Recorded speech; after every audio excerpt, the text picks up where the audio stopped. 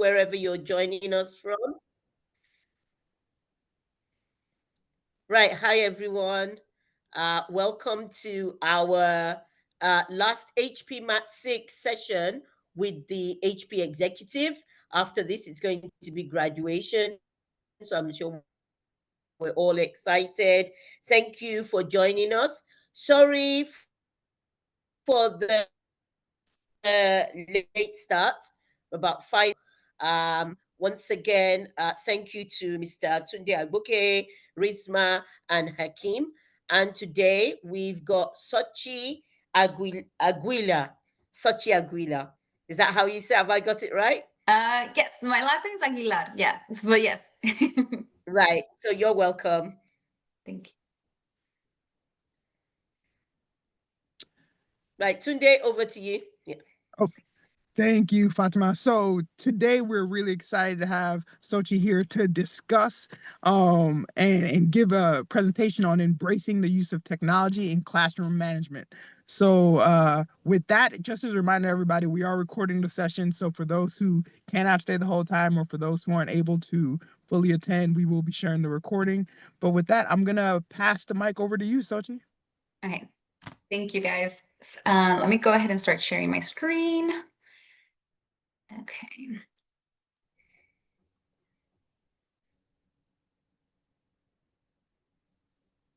Okay, I'm gonna go ahead and switch this slide because we're running a little late. Okay. So hi everyone, welcome. Thank you so much for being here. I'm super excited to be here. I'm actually a former teacher, so when this opportunity kind of came up, I was like super excited to kind of go back and reflect on a lot of the things that I did. And this is an actual activity that I did as my time with a teacher. I was a math teacher in my time, and then I moved up to develop teachers, and that's kind of how I ended up in the talent and learning space here at HP. But this is an activity that I did with my kids. I worked at what here in the United States are called Title I schools. So it's like very schools with very limited resources. So I'm very familiar with having to make the most of like the technology that we have. And so really just excited to kind of share with you guys some of the stuff that I thought was like that was important in terms of like classroom management and how in technology can kind of be integrated into that. So if you have any questions, please feel free to put them in the chat. I'm kind of keeping an eye on it. Not sure how these usually work, if we just kind of wait to the end to ask questions, if that's what we want to do. But so again, super excited that you're here. So this session, the biggest thing is like being able to map tech to routines that are already in place or some things that maybe hopefully it can maybe spark some ideas. I'm really hoping this is very relevant to your work. I tried to do a lot of research trying to make sure that this was extremely relevant to your work. And then demos of things that you can apply. Because of the ranges of technology, I know some people have a lot, some people don't have much. I tried to have something that kind of could work in different various ways. From there, so like just to make sure we all have the same frame of reference when we talk about classroom management, because I know sometimes people have different definitions of what it can mean. But in terms of this session today, classroom management with technology means using digital tools to support clear routines, student engagement, smooth transitions, and an inclusive, focused learning environment. And if I speak too fast, please let me know, because I tend to speak very fast and I want to make sure that you are all can understand me. And then,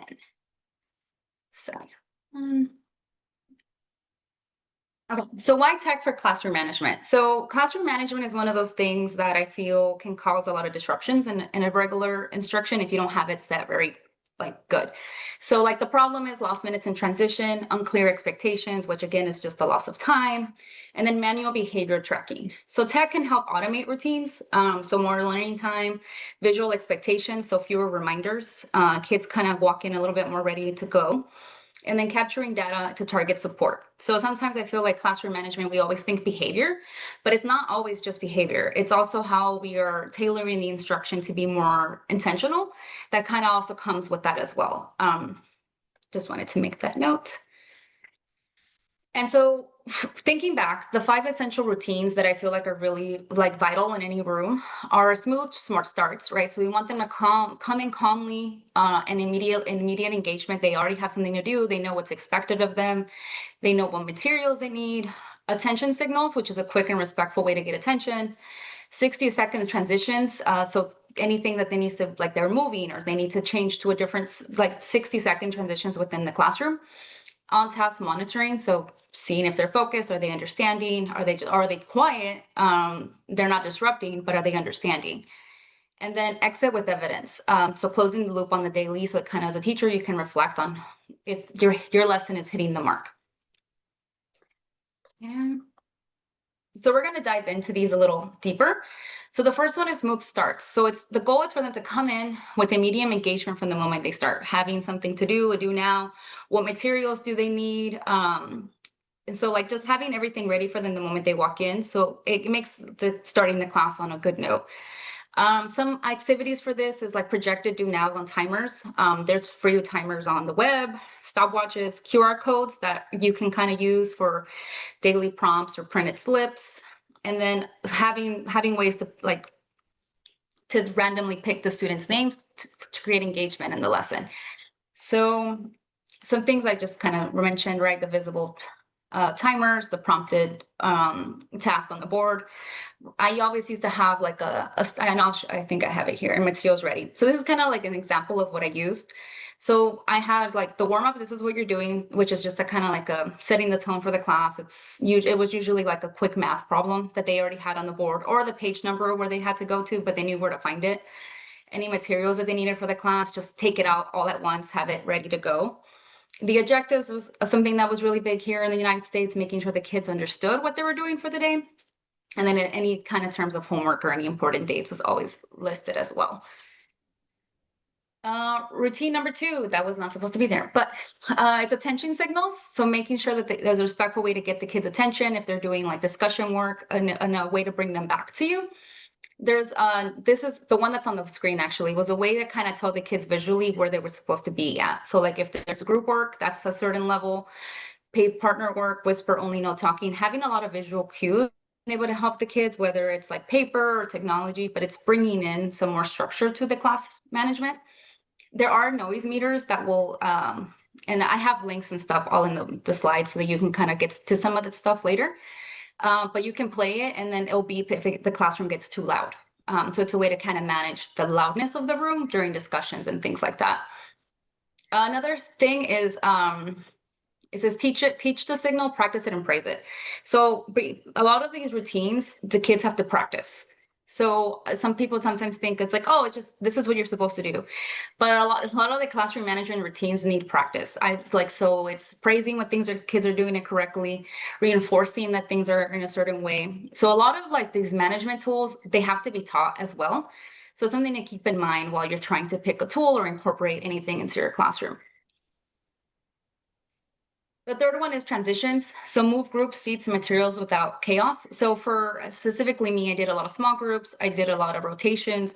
And so the transitions can really eat up a lot of the time, and that takes away from the learning. So that's another thing that could be practiced, is making sure that these kids practice these transitions. There's at the beginning of the year, I did a lot of that. I did a lot of practicing routines to make everything easier for me the rest of the year. So even if we weren't doing groups, I would have them practice transitioning. So they would just literally practice moving. So they got to kind of have to figure out how to physically move around the room without as much disruption. Having slides with visuals was really something that was very big. So if we were doing group transitions, they knew where they were going next. I didn't have to say, you move to this table, you move to that table. They knew where they were going. So it's really putting a lot of the responsibility on them. And for me, I feel like they really they really thrived in an environment where they knew what was expected of them. And then for on-task monitoring, so maintaining focus during work, so circulating, so there's check apps that you can use on your phone. There's paper that you can use to make sure that to kind of walk around and make notes of what the kids are doing. If you're seeing common misconceptions that you probably need to kind of go back and address. If something's happening more than one student, then that's something's happening that they didn't understand. Randomizers are really big, so the kids never know who's going to be called on, especially because I know we always have that one kid who always wants to answer. So it's giving the opportunity to different kids to be involved in the lesson. And then live progress via learning platforms. I linked some of those in there, but another option for that is being able to do like the physical thumbs up, give me 5, like how well you're understanding. So you can check in on the kids to see how they're processing the lesson. So it also helps you with like small group planning too, or like targeted more planning. If someone's not understanding something, if you know 4 kids put like a thumbs down, then those 4 kids need help. And it kind of helps with grouping and other things like that. And so that's an example. You can write on sticks. There's technology tools that will do the randomizer. But another thing is like using sticks or using sticky notes, a way to have the kids not know who's next. It kind of helps with engagement, and they tend to pay better attention. And then exit with evidence. So close the loop. So an exit ticket, I think is what they're called, is you can do these online as well. I use a lot of forms like Google Forms or Microsoft Forms, depending on what's available to you. And so I always liked to make the multiple choice questions like some of the answers would be common misconceptions, and that would get them to that answer, so that I knew what was happening. So being very intentional with the answer choices that I was choosing, not just random things. I knew, so like if kids struggled with multiplying, and I knew sometimes I would add the sum of that as an answer choice, and that tells me, okay, this kid doesn't know that they need to multiply. So things just being very intentional with some of the answer choices that you give them. Also, reflection prompts on exit tickets are really good. Having them write about the lesson is really good for their processing skills. And again, if you don't have something online, online is very cool because you can kind of see instantly what's happening. But versus on paper, you kind of have to go back and go through them a little bit. But regardless, it's a very powerful tool for classroom management, because then you can use that data to either address misconceptions as a whole class or small groups, or like maybe you put more practice in the homework. And so that way you know what's happening, and you can be more intentional with some of the practice that kids are getting. And that's an example of like an exit ticket. So I also liked putting like prompts, not just like math problems, but also having them write about math, how they were, like what they were thinking. So it makes the lesson stick a little better when they use different types, like reading and writing and talking about it as well. So tools for every context, I wanted to be very intentional with that. So sometimes some of the tools that I'm about to share is if a teacher has a phone, it can work. A stopwatch, online notes, printed QR codes. Then low bandwidth is like lightweight forms and quizzes, basic slide decks, downloadable content. So if you know like the kids are sharing computers and things like that, just kind of adjusting to whatever technology available. And then full bandwidth. One of my last teaching positions, I was very fortunate that all the kids had computers, so the possibilities were kind of endless. But I know that, at some schools, like we only had one classroom computer and we all had to make that one work. So it's also like you as a teacher to be empowered to have tools for yourself as well, not just for the kids. So some of the stuff is like live polls, noise meters, and classroom dashboards. So some of these, so I kind of just saw a question and I'm going to answer it. I used this with my middle school. I was a middle school teacher. And so groups, rotations, all of that, I did that with middle schoolers. I also kept that in mind, that I wanted to be like K through 12, like just because they're no longer in middle school, like in elementary school, like they loved group work. I loved pulling them. Like these are all tools that I used with 14-year-olds, and they were bigger. So the movement, that's why practicing routines is kind of important, because they take up more space. So they're not little. So it's sometimes when they're smaller, they move quicker, but when they're bigger, things get bumped, things get moved. So I also practice these routines with them. And so this is stuff that I used with my 8th graders who were 14 years old going to high school. So if you need any adaptation, like how I did it for middle school, then please, like, I'm happy to share. But I did these things with my middle schoolers, and they absolutely loved it. Like as soon as they walked in, they knew what was expected of them. If there was a group rotation that we were doing and each station had something different that they were working on, like I did all this with the big kids too. And then so something to behavior support, right? It's not surveillance. So focus on the skill. Like behavior management and routines is a skill that needs to be taught and practiced. So that's something to keep in mind. Like these kids need to practice how to do some of these things before we can expect them to do it. So just very clear expectations visually. The more things you can have visually is very powerful, because then you can just be like, I'm not repeating myself. It's over there. So kind of helping the kids also kind of creates autonomy with them. And so they kind of have to figure out how to solve their own problems or know where to go figure out the information that they need. So that was something else I kept at the forefront a lot. So some key components with tech, right, is so digital behavior, right? We want them to be able to know what they're supposed to do when they're online, not get distracted.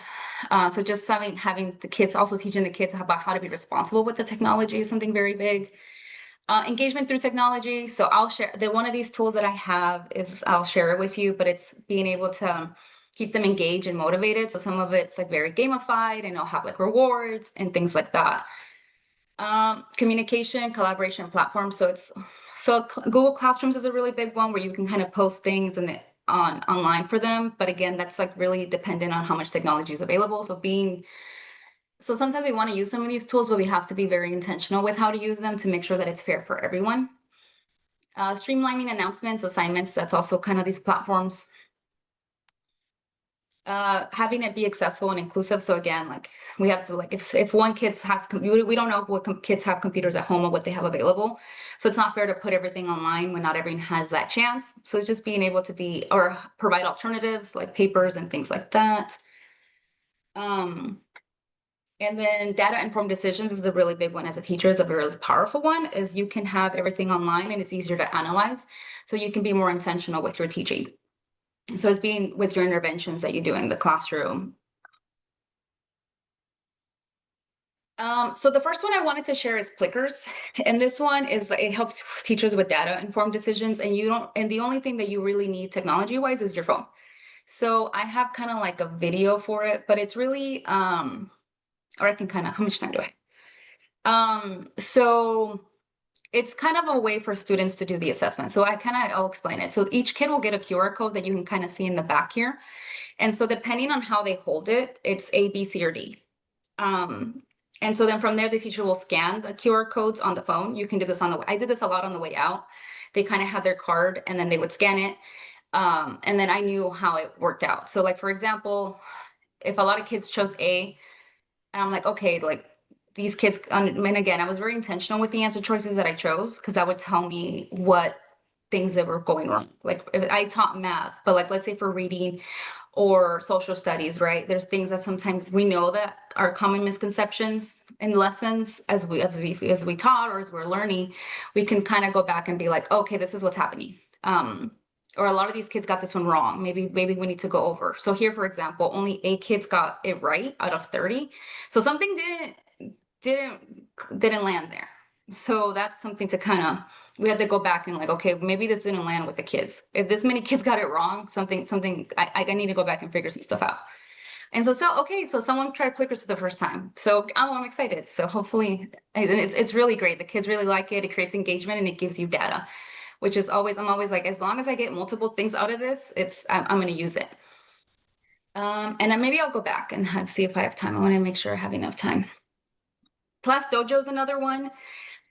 It does a lot of things. It's more of a communication with parents and like the school system, but as a teacher, it also has random make groups randomly. It also lets you select the kids like randomly if you have all their names in there. So similar to like the sticks that I showed in a previous slide, you can do this on your phone. And all this is on your phone.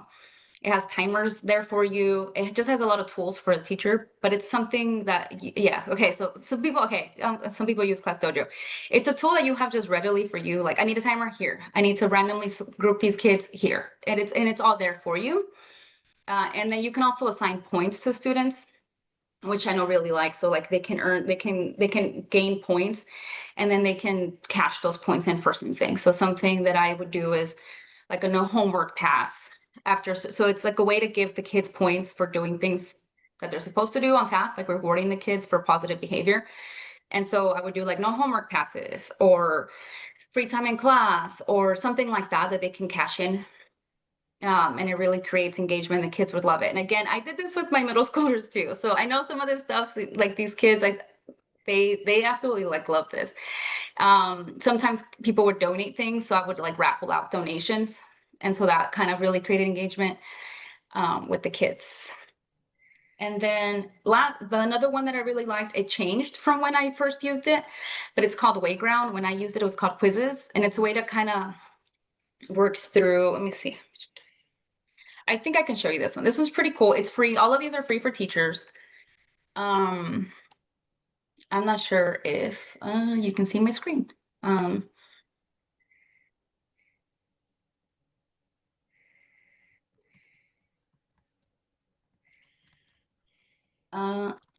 me see. I'm not sure what you guys are seeing. I'm trying to.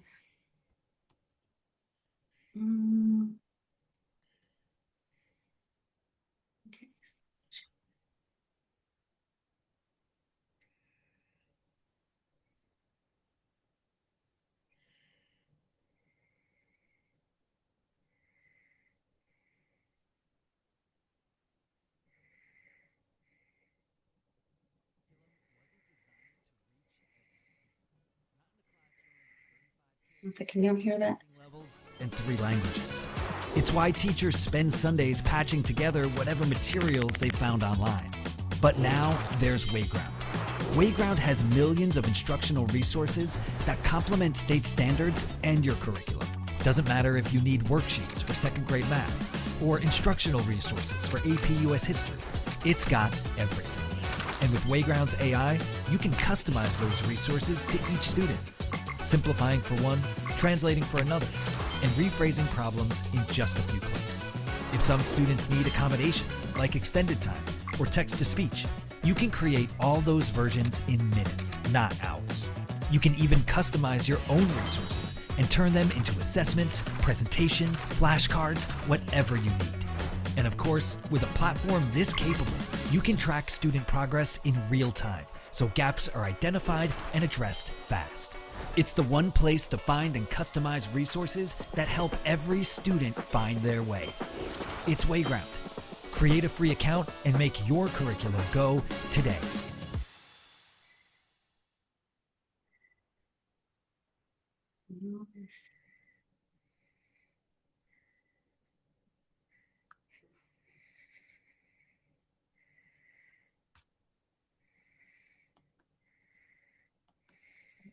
That was just another tool that was available. It's also free for teachers. They do have limitations on certain some of the features depending on your access. But for me, it was like, if it's free, it's for me. I always loved taking advantage of all the free things that a lot of teachers get. And with that, I think that was my last one. With that, oh, it ended. Okay. And it's supposed to say thank you, but it doesn't say that. But I think I wanted to leave enough time for questions, or if you needed any ideas or anything like that. But Fatima, I think I'll give it back to you. Well, yeah, thank you so much, Sachi. That was interesting. I've never heard of Wayground. Sounds interesting. I'm sure I'm going to try that out. Yeah.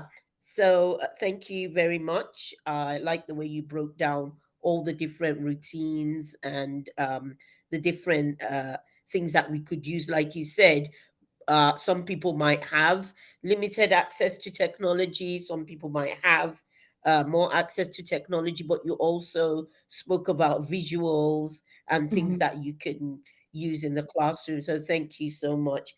The floor is open for anyone who has any questions. You can raise your hand and you shall be called, or you can type it in the chat.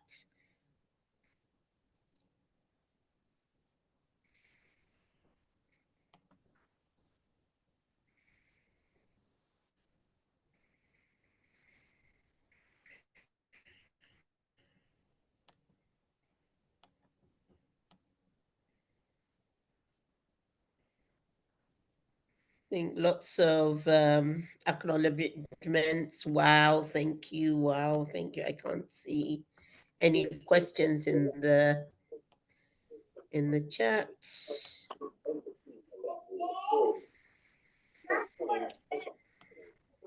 Anybody? Anybody wants to say anything?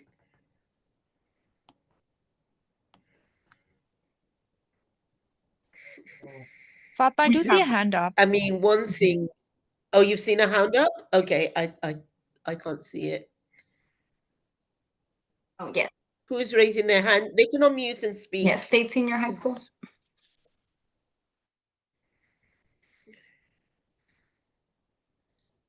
Anyone? Yep, there we go. Many things. May I speak? Yes, go ahead.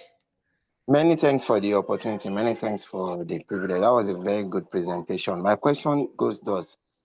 Despite using technology, because what we are familiar with as educators is that when you talk about classroom management, most times it usually borders on engagement. Are you able to engage students very well?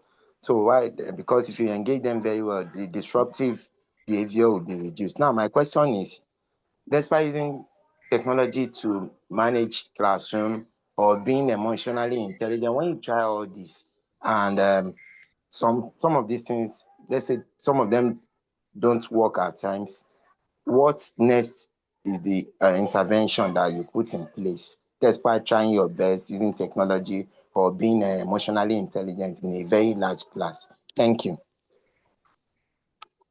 Let me make sure I understood your question. So you're asking me strategies for a kid who's still not engaged in a very large class. No, the question is Yeah, I this. think that's what he Despite, meant. That he's des- tried.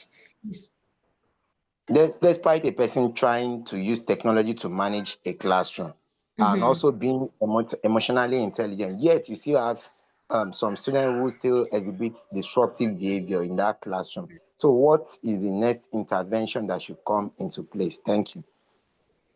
What came to my mind is, are they special needs? Uh, Mhm. No, anyway, the let's conventional Sochi. classroom. I'm talking about conventional classroom. Okay, let Sochi go ahead. So for me, it's like I think each child is very different. In the United States, I know it can vary, but in the United States, it's very big on like relationship building now. And I understand the whole large classroom. Sometimes I mean my biggest classroom was 40 kids.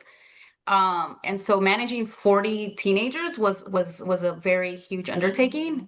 But it really came down to a lot of like relationships with the kids, especially trying to figure out what's happening with them. I remember one situation with one student who really just could not. He was extremely bright and things came very easy to him, but he was very disruptive, and he was in my large class. And it really, I ended up finding out that his father had passed away over the summer, but I didn't know that at the time. And so this kid was just very disruptive, so a lot of it is like maybe I personally super vouch for having conversations with the kids.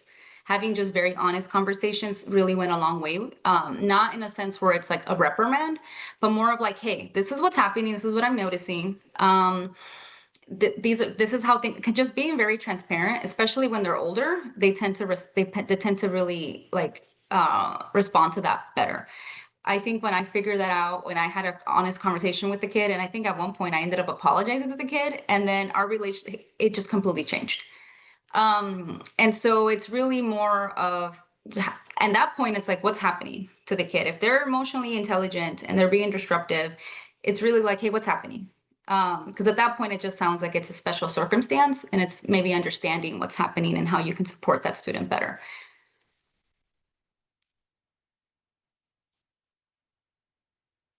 I hope that answered your question. I see someone in the chat said, can you elaborate more on the use of the QR codes? So the Plickers specifically, or QR codes can be, so the Plickers is I think, I'm assuming that you mean the Plickers because that's what I showed. But, so you go into it, it's free, completely free. You make an account and you add your students, and then it assigns each student a specific QR code. So, and then it's like you cut them out and then you rotate them. So it has a little letter like A, B, C, and D, and the kid holds it up, right, depending on what their answer is, which I also liked because then they can't see each other's answers, which a lot of kids liked to do. When like if someone's holding up an A, then all of them start holding up an A, even though they don't really understand. Versus with the Plickers, you don't really know what your neighbor's holding because the letter's really tiny.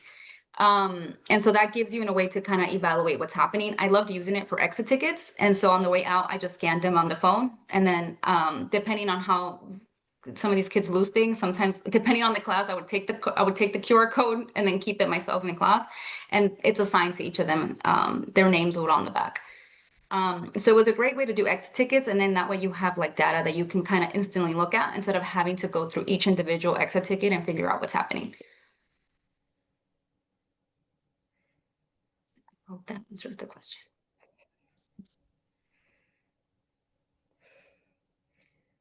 Thank you, Sochi. Any other questions? Well, I think we've had our half an hour. Thank you so much.